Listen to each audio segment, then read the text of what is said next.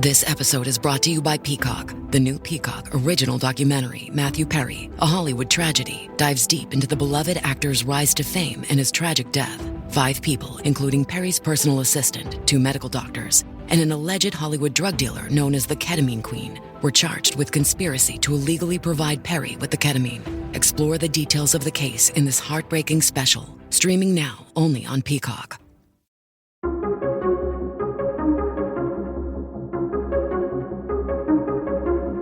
Hey everybody, welcome back to the Follow to Lead podcast, a Christian leaders podcast where we work with faith-driven executives and entrepreneurs to help them seal their identity in Christ, release control, and embrace peace.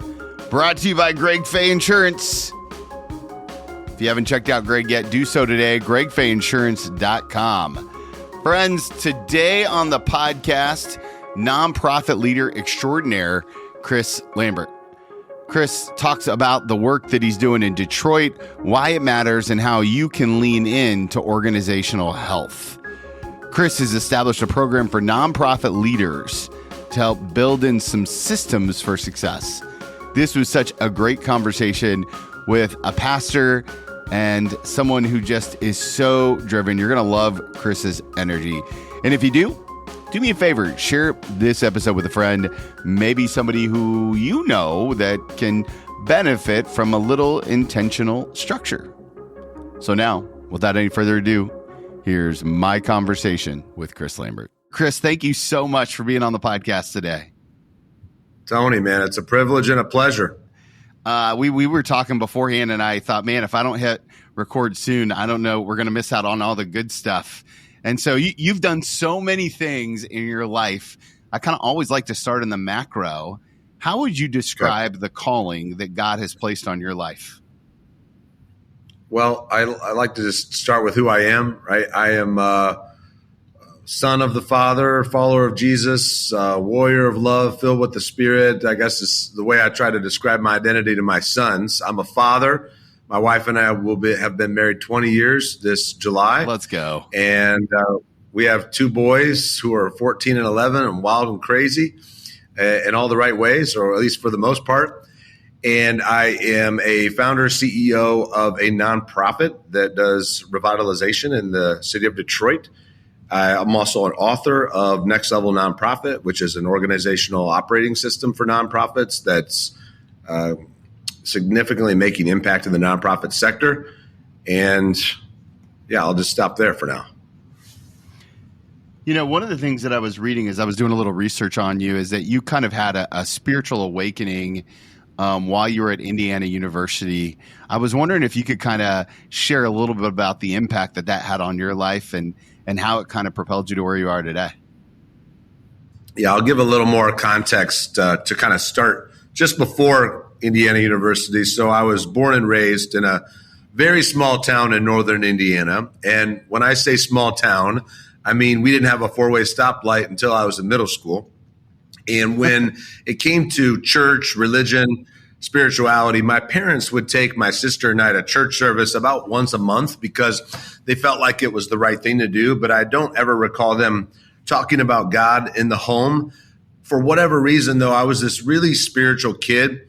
In particular, I loved the person of Jesus so much so that in 8th grade, other kids in school gave me kind of an informal nickname of Lambert, the Jesus freak, because I was trying to lead everybody to Christianity, and I wasn't very successful at it. Wow. But then shortly before I turned 16, I hit a bit of a growth spurt, and I became kind of a big fish in a small pond at my high school. Now, my high school was fairly large because 3 different cities all went to the same school, but I started looking around at my buddies who were not following God, and I came to the conclusion that they were having a lot more fun in life than me and my youth group. And so I said, goodbye, Jesus. And really, if I'm being 100, I gave him the middle finger, and I said, I want nothing to do with you. I don't even believe this. This is a waste of my time. And so for the next 6 years of my life, from the ages of 16 to 22, I basically did whatever I wanted to do, whatever I thought was going to make me the most happy. And what that meant for me at those ages, was drugs, alcohol, girls. and parties and trying to make a little money on the side, sports in high school. But then that came to an end when I graduated high school. And I went to Indiana University. I was studying business. My plan was to go to law school and become a real estate developer, because in my mind, that was a great way to make the kind of money that I thought that I wanted to fund the lifestyle that I thought mattered to me most. And I joined what at the time was the largest fraternity on campus, so I could have more of all those above experiences that I mentioned earlier that I was looking for. By the way, just a side note, 2 years after I graduated IU, that fraternity got kicked off for cocaine and guns. And so it was an interesting place, right? Wow. And, I was living it up, doing my thing, having a lot of fun. But then there'd be nights when I'd lie in bed and I'd think to myself, wow, this really isn't doing for me what I thought it would. Like the highs are fun, but the lows are pretty low, and I don't feel satisfied, right?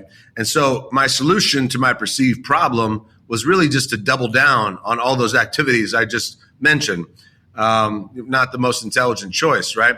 But my junior year of college, I decided to move to Australia for 6 months to study. There wasn't a lot of studying going on in Australia. While I was there, I experienced what I would call a radical encounter with God that changed the entire trajectory of my life. So a couple things happened that led to that experience. I was traveling around in Southeast Asia, the Pacific Rim, and of course, Australia. And I began to realize the world was a very big place.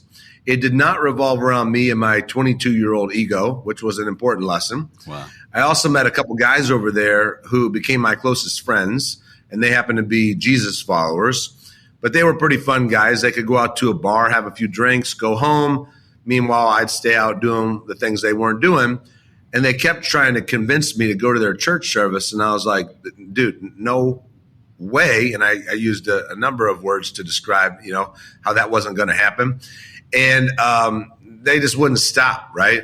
And so eventually I said, whatever, fine, I'll go. And we went to this little Anglican church where the pastor wore skateboarding shoes and skateboarding shorts. I thought that was kind of strange.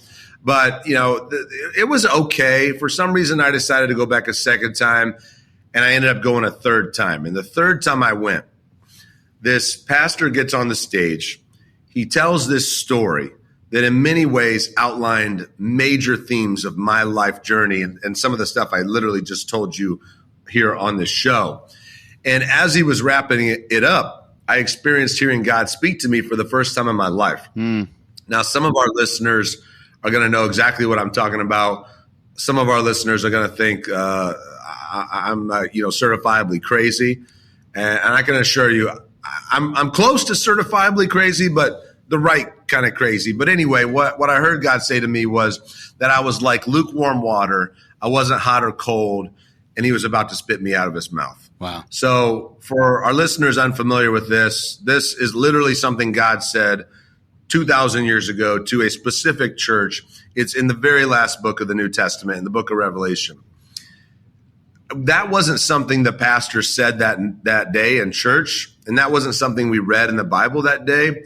I know I read that at some point when I was a kid, but what that did for me is it spiritually sobered me for the next few seconds. I wasn't on any drugs or alcohol this particular moment, but I would say if there was ever a time in my life that I was spiritually sober, it was then. And it was almost as if visually I saw this highlight reel, or really more appropriately, a low light reel of the last 6 years of my life, kind of playing back. And I realized that God basically let me do everything that I wanted to do. I pretty much got everything that I wanted. He didn't get in my way. He didn't mess up my plans. He didn't send me to jail, which I should have been for drunk driving or drug use. Certainly, I was a drug dealer for a very, very, very short period of time. I wasn't very good at it. But he didn't get in my way, and I got what I wanted, and then it hit me. At no point during those 6 years had I ever been as happy or as satisfied as I was when I was Lambert the Jesus Freak. Wow. And it was like, that was the whole reason for this journey. So this pastor gives one of those come to the front deals, what some people call an altar call. And I remember exactly what I did. I went to the front. I got down on my knees. I looked up and I said, God, from this moment forward, I'm going to stop doing whatever you want me to stop doing. I'm going to start doing whatever you want me to start doing. By faith in you, Jesus, amen. So I stopped immediately using illegal drugs and getting wasted. I still like some bourbon, every now and then, and a cigar. For sure. But what started happening in my life was a lot more powerful than what stopped happening. So prior to this experience, I loved my family, my friends, the girl that I thought I was going to marry at the time, but I couldn't have cared less about the world outside of my little bubble. I wasn't a bully, but I was paying no attention, right? Immediately after this experience, and continuing on to this day, I'm 43 years of age now, and this was in 2002. I began to have this really deep sense of curiosity. When I would meet people, I'd want to connect with them and find out who they were, what they're passionate about, what's going on in their life. Is there anything maybe they're struggling with? How can I help? So I come back to Indiana University for my senior year. Shortly before I left IU, there wasn't a single Jesus follower or Christian in this entire fraternity of 180 guys. Before I got back, now this had nothing to do with me, my 3 best friends in the fraternity also had their own crazy encounters with Jesus. Wow. So they're all Jesus followers now, plus my drug dealer, who was an atheist before I left. So we got this Bible study going in the frat. Long story short, we started leading all these dudes to Jesus. After about a month, we had 12 to 15 guys coming every week. I started thinking about my future. I realized I don't want to go to law school anymore and become a real estate developer because I don't care about that quest for money anymore. I just want to help people connect with God. So I moved out to LA, studied seminary, met the woman who became my wife. And then I'll pause there because you probably have questions or you probably want to take this somewhere else. Well, it's so huge. And one of the things that I always like to ask people, so in that moment where you heard the audible voice or like that inner voice of God, right? I do want to clarify. Yeah, not audible. Yeah. But it was more clear than anything I'd ever heard another person say. Well, I mean, you've made some pretty bold moves. I'm kind of curious, like, how do you discern God's voice in your life today? One of the things I've come to believe is, just to use an analogy maybe we can all relate to, like, no matter where we are right now, no matter where we're listening to this podcast, there are radio frequencies moving through our room, through literally our body, playing every kind of music we can imagine. Everything on the internet is flowing, literally, transmitting through Wi-Fi signals right through our bodies, right in our rooms. And we can tune into all of those signals if we have the right device. If you turn it to the right radio station, you have a good Wi-Fi connection, you'll go to the right website, whatever. But all those signals are already taking place around us constantly. And I've come to believe that is a great analogy for how God is at work in this world. I really believe that he's speaking regularly to really everybody on the planet in some way, shape, or form. And the key I've come to learn or come to believe is calibrating our hearts to that frequency of listening to what God is saying. And so for me, kind of the big keys are, one, actually just believing that he is speaking to me. Because I think I find what I'm looking for in life, right?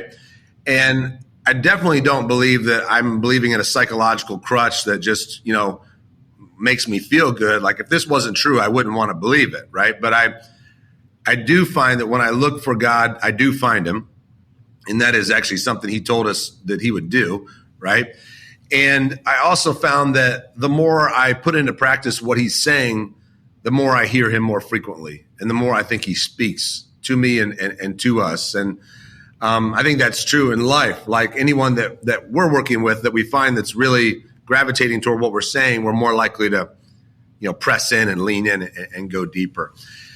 And so those are the biggest factors for me. But certainly, I compare anything that I think that I'm hearing from God to Scripture. I take it before my wife, my mentors, my friends, the people that I trust, and in community.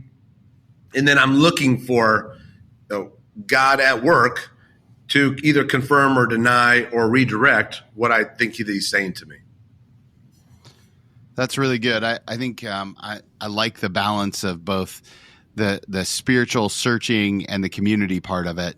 Now, in 2010, you took a big leap of faith and started this nonprofit, Life Remodeled. I was kind of hoping that you might share with us the genesis story of how this community and life-changing nonprofit really got off the ground. So after that experience that I told you about in college, my sense of calling was that I was going to be a pastor for the rest of my life. And my wife and I moved to the Detroit area in 2007 to start a church. Before we did that, we moved to Africa for 9 months. 7 of those 9 months, we lived in Liberia. I lived in a mud hut in a Muslim village with no running water, and that's where I learned community development. That experience in Africa radically reframed my understanding of the person of Jesus, which led to the creation of Life Remodeled. And it became very clear to me as I was living with people who were very marginalized and oppressed, and I started rereading the Gospels, Matthew, Mark, Luke, and John, all of a sudden it hit me that Jesus spent the majority of his 3 years of ministry with the people who were the most marginalized and oppressed. The prostitutes, the drunks, the lepers, the outcasts, and so on and so forth. And he was trying to get his disciples to do the same thing, and they really didn't want to do that, right? And I really came to believe, as I've read throughout the entire Bible, God's passion for people who are suffering and marginalized and oppressed. And so when we started this church in 2007, we very much had that mindset of wanting to be a ministry that was reaching people who were experiencing life-controlling challenges and so on and so forth. And we did that. But in 2010, I got this vision for Life Remodeled. And my original understanding was that I was just going to get this thing started, and then I was going to find somebody else to run it, and I would go back into pastoring. But Life Remodeled began to grow so rapidly, and I began to realize this is really what I'm here for. This is really the work that I want to do, right? And Life Remodeled actually is very intentionally not a religious organization. We work with people from all walks of life, and we come together collaboratively. But for me, my faith in Jesus is who and what drives me to do the work that I'm doing, right? And so to talk now about Life Remodeled, give everyone context, I always like to start with why Life Remodeled exists before I talk about what we do or how we do it. And the reason why we get out of bed to do the work that we do here in Detroit is because we're absolutely convinced Detroiters have all the talent they need, but many don't have access to all the opportunities they deserve. Yeah. And so what we do in response to this reality is we repurpose large vacant school buildings into one-stop hubs of opportunity for entire families to thrive. And then we fill these buildings with the best and brightest nonprofits who are moving the needle in 3 areas. And each of them are moving the needle in one of these 3 areas, either educational youth programs or health and wellness services or workforce development initiatives that lead to real, sustainable, livable wage jobs. And then we're not only putting these organizations all under one roof in a neighborhood that's experienced tremendous disinvestment and marginalization, but therefore we're making these services accessible, but we're helping these organizations collaborate to make far greater impact together than they would ever make alone. Hey guys, just pausing this conversation with Chris to remind you to check out some of our incredible sponsors. Trent Bargy over at Elevate Real Estate wants to help you find your next home, whether that's a dream home, investment home, forever home. This is the time. Don't wait. Interest rates aren't going to get any better than they are right now. Talk to Trent today and he will set you up with everything you need. Speaking of needs, with spring right around the corner, now is the time to reach out to 5 Star Home Services. For all of your HVAC needs, my5starhomeservices.com is where you need to go. HVAC, plumbing, electrical. What I love about this company is their profit on purpose mindset. They make profit for a purpose. They want to do the greater good, and I love being connected with them. They do all of my home maintenance, and I wouldn't have it any other way. So if you're looking for someone to help make sure that you're all set for the next season of your home life, go to my5starhomeservices.com. Now let's finish up this conversation with Chris. And I think that's probably the genesis for Next Level Nonprofit, which is underneath Life Remodeled. But it's kind of what you're really trying to do, from the sense that I get, is that you're trying to level up the leader of every nonprofit so that we can work together. When did you see that there are a lot of people who are doing good in the world but don't have the tools? Like, how did you make that connection? Well, I experienced it myself. So, the first 4 years of our organization were very, very messy.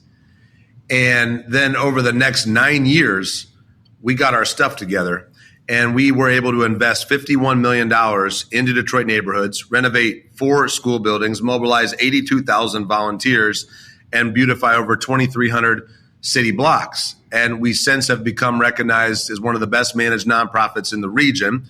And Charity, Navigator, and Candid have awarded us their highest possible ratings, right?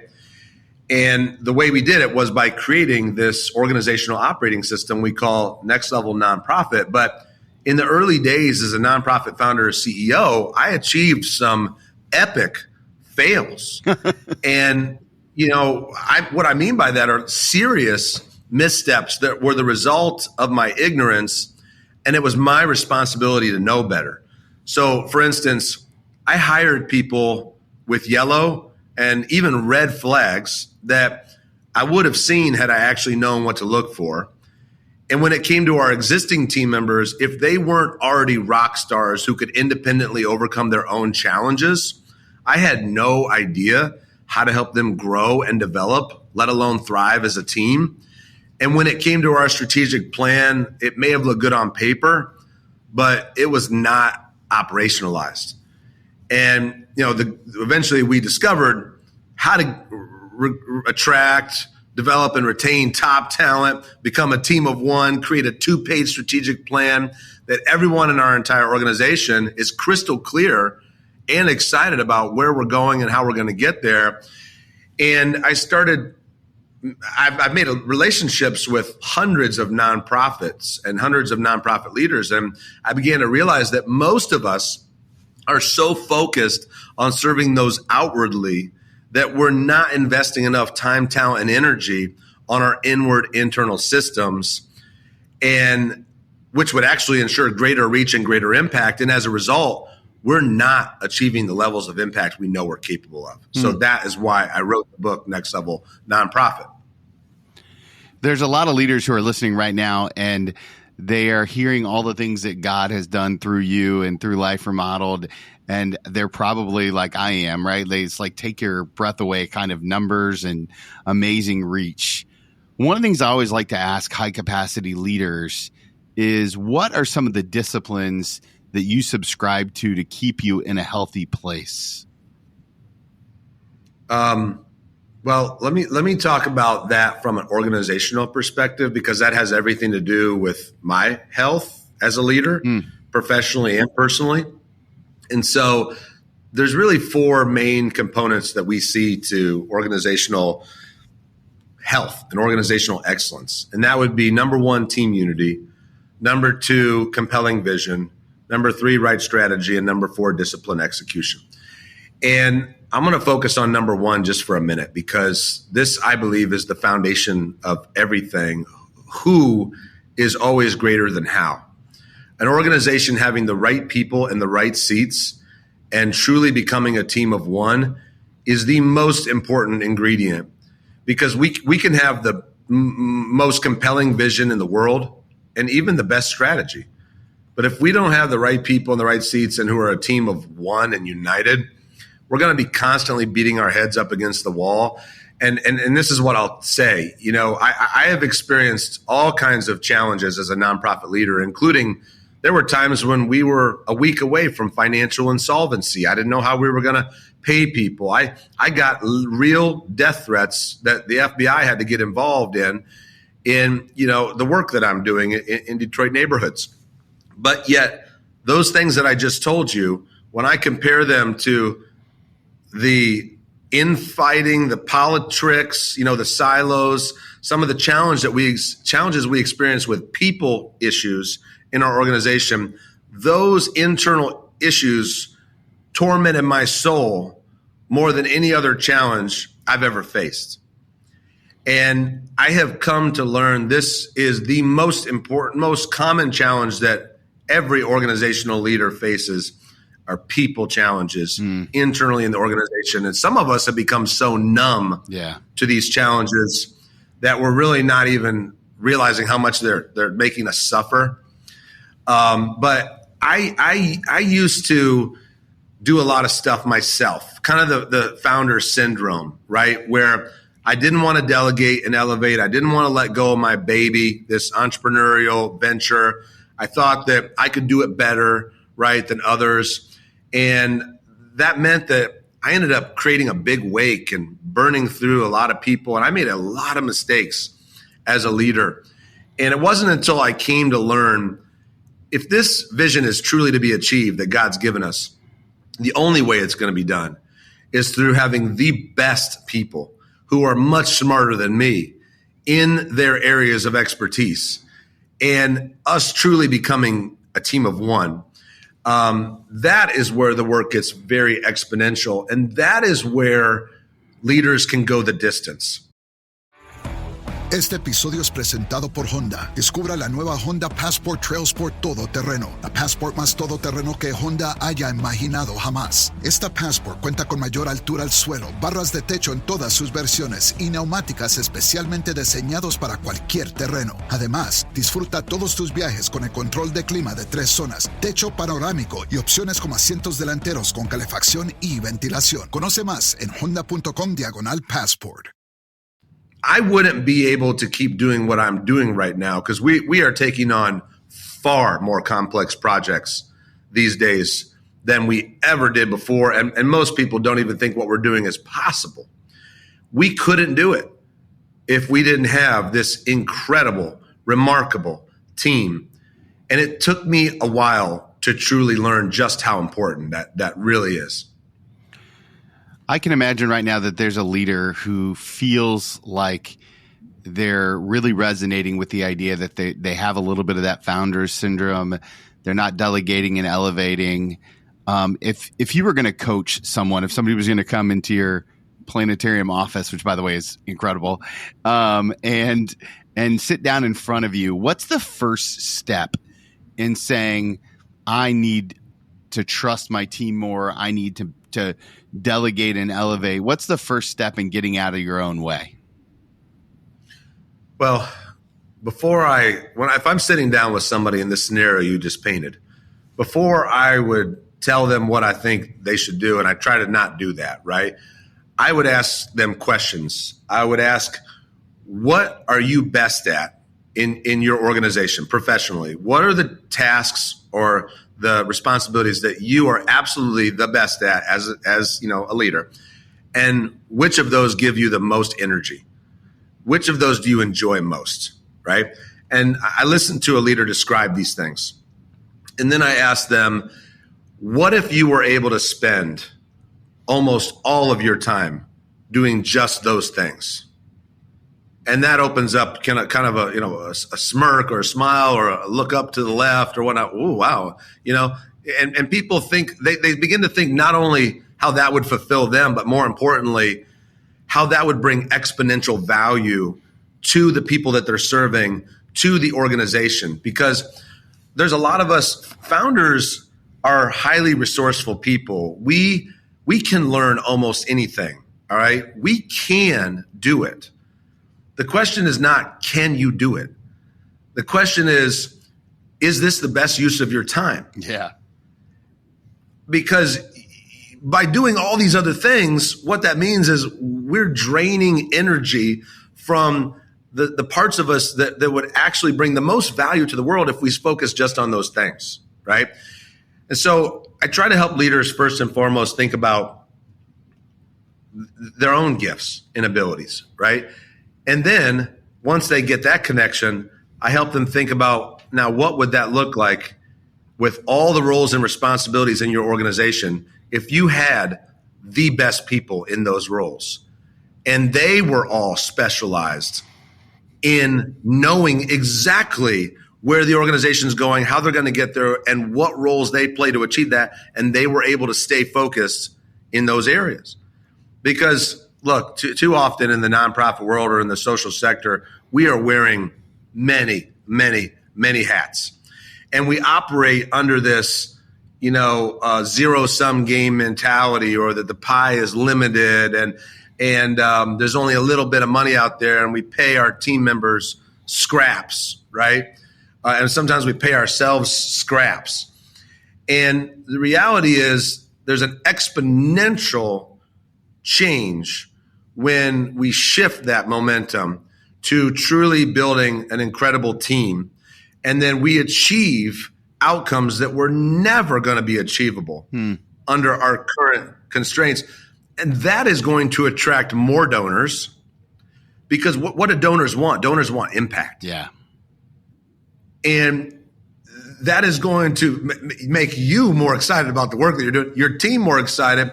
The cyclical effects are just exponential on every level, right? And so, what I want to say to someone listening right now who's like, oh my gosh, all right, I want to go get a dream team, this is extremely hard work. It takes years. You don't build your dream team overnight. And all those 4 components that I just mentioned, imagine that they're like a flywheel on a car, or even just a wheel on a car, right? And the faster you turn that wheel on the car, the faster the car goes. The same thing is true with your organization. Every time you improve your team unity, your compelling vision, your right strategy, your disciplined execution, your organization is going to go to the next level and the next level after that.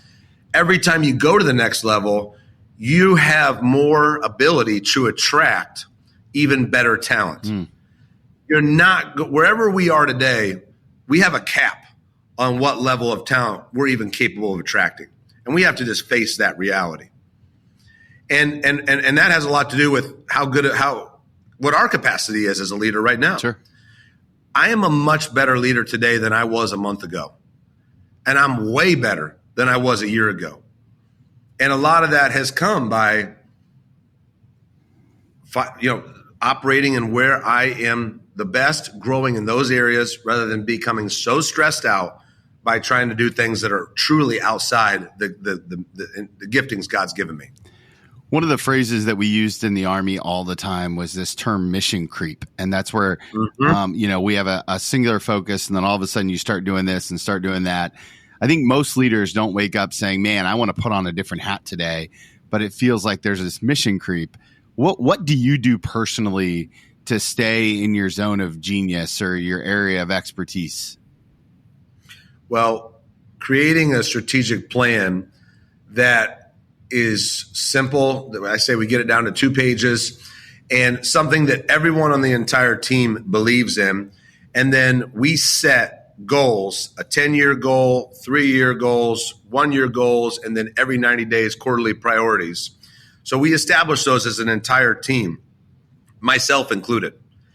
And by me committing to that strategic plan and being able to operationalize it all the way down to every 90 days, what are the most important things that I need to accomplish this 90 days in order for us to be on track to achieve what we call our 10-year moonshot? That keeps me laser focused. Yeah. And obviously I'm doing other things than those 3 to 7 quarterly priorities, but those are what I prioritize over everything else. And having that vision in front of us, in front of me and our team constantly, we're all accountable to it. We all keep each other motivated and accountable, because it's not just me that buys into it. It's not just half of our team that's committed to it. It's literally everybody. And so we're holding each other accountable. We all know exactly what we're committing to. And so we also know wherever the ball gets dropped, right? You see right away who dropped the ball. And that's not because we want to throw anybody under the bus. It's because we care about the people we serve so much that we want to be accountable. And so I'm accountable, right? I submit myself to that level of accountability throughout the entire organization. And it's healthy, It's motivating. It's inspiring. And but again, I'm always driven by that why. Whenever I start to lose steam, in fact, every 90 days, we recast vision to our entire team, and myself included. Why are we doing this, right? Why are we tackling this incredibly difficult battle? Innovating, finding new solutions. We're hitting our heads against the wall, but there's got to be a way. Why do we keep doing that? Because the people we serve deserve the highest level of excellence we can possibly give them. Because Detroiters have all the talent they need, but many don't have access to all the opportunities they deserve. So we are going to make sure they've got access to opportunity, right? Those are key disciplines. Woo, come on, Chris, you get me fired up. I'm about to run through a wall. Let's go. I love it. I love it. Okay, I have one more question for you. I know, but before I ask it, I know that my podcast family is going to want to connect with you and Next Level Leadership or Next Level Nonprofit and all the places. Where's the best place to learn about what God is doing in and through the work that you're doing in Detroit and now all over the U.S.? So this book, Next Level Nonprofit, it's on Amazon. It'll be at your house in 2 days, if you order it. And it's also on audiobook. Anywhere you can buy an audiobook, it's on pretty much every channel out there. We also have a website, nlncoaching.org. And this type of coaching that we do, if our listeners are familiar with some of the for-profit models out there like EOS or Pinnacle or Scaling Up, this type of coaching typically costs $50,000 to $80,000 a year. And we're doing it for $20,000 a year because we want to make it accessible and we believe so strongly in it. So right now we are working to scale this organizational operating system across the country and truly revolutionize the nonprofit sector. Because again, the more organizations that implement this, you're going to serve more people and you're going to serve them far more effectively and you're going to have a whole lot more fun doing it. I love it. And of course, we'll link to that, all of that in the show notes. Last question I love to ask people. It's an advice question. I'm going to ask you to go back in time and give yourself one piece of advice, except I get to name the season of life that you're in. Right. Okay. And so I want to take you back to your very first day as the full-time CEO of Life Remodeled, right back in 2010. If you could go back in time and pull up a chair in front of that younger version of yourself, sit knee to knee with him, hold his hands, look him in the eyes. What's the one thing that you're going to give him advice on the journey he's about to endeavor? Well, what I'm going to say is very much in line with a lot of what we've been talking about, because it was the most important thing that I needed to learn that I did not learn for about 4 or 5 years.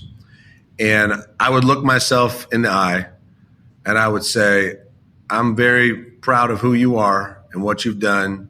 You got a lot of gifts. You got a lot of grit. You got a lot of passion, a lot of talent. However, you are not going to achieve this vision unless you learn how to build a team of people much smarter than you, much higher capacity than you in the specific areas that the organization needs. You need to discover what roles this organization truly needs, and you need to discover how to attract, develop, and retain the best team and become a team of one. And then I would teach myself how to do that, right? Because if I would have told myself that, I would have been like, okay, I believe you, right?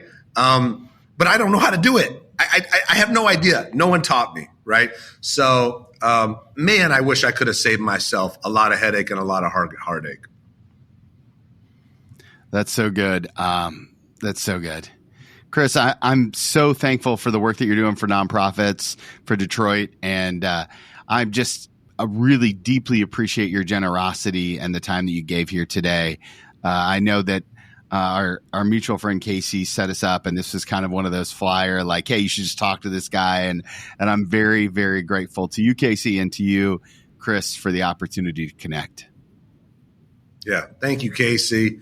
And back at you, man. Tony, I'm really looking forward to getting to know you more based on what we talked about before we hopped on this podcast. So I love what you're doing, brother. What a great conversation with Chris. I'm so thankful for his heart, for the way that he works in Detroit and what God is calling him to do. One of the things I appreciate is his perspective on team unity. It was such a gift.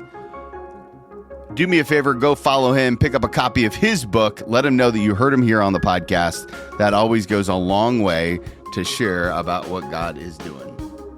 As always, friends, I'm super thankful for you for the opportunity to connect. If you need anything from me, I'm easy to find at TWMilt on Instagram, website, Follow the Lead Coaching. You can also now go to followtheleadpodcast.com. So many ways. Thanks for being a part of this community. Thanks for being you. And remember, if you want to follow Jesus, you must be willing to move.